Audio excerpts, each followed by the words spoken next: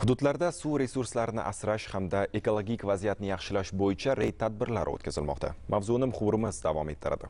Ekologiya va iqlim o'zgarishi milliy qo'mitasi qurilish va uy-joy kommunal xo'jaligi sohasida nazorat qilish inspeksiyasi va suv ta'minoti aksiyadorlik jamiyati mas'ullari hamkorligida nazorat tadbirlari olib borilmoqda. Qayd etish kerak, joriy yilning o'tgan davrida 117 ta sanoat va ishlab chiqarish korxonasi tomonidan oqova suv tarmoqlariga me'yordan ortiq ifloslangan suvlarni oqqizish holatlari aniqlanib, tezkorlik bilan bartaraf etildi. O'rnatilgan cheklovlar natijasida 800 dan ortiq tozalash inshootlari va 10 ming kilometrdan ziyod oqova suv tarmoqlarining xizmat qilish muddati uzaytirildi. Inspeksiya nafaqat o'z vakolati doirasida davlat nazoratini yuritadi, shuningdek hamkorlikda ham hamkor tashkilotlarni jalb qilgan holatda sohada o'z davlat nazoratini yuritadi.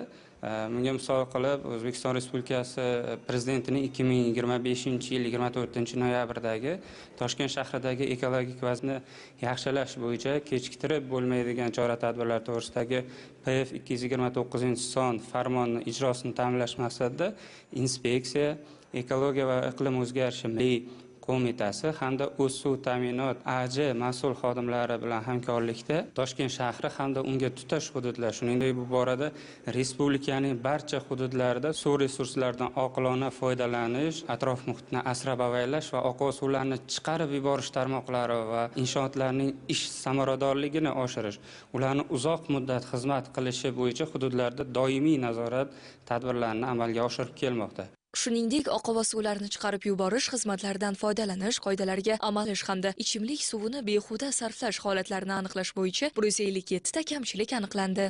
Inspeksiya hamda sanitariya epidemiologik osoyishtalik va jamoat salomatligi qo'mitasi bilan hamkorlikda joriy yilning yanvar-fevral oylarida ichimlik suv ta'minoti tashkiloti tomonidan iste'molchilarga yetkazib berilayotgan ichimlik suvining sifati bo'yicha 4000 dan ortiq tahlil namunalari olindi. Bundan ko'zlangan asosiy maqsad iste'molchilarga ichimlik suvini sifatli yetkazib berilishi hamda ularni uzluksiz ichimlik suvi bilan ta'minlanishini nazorat qilish hisoblanadi.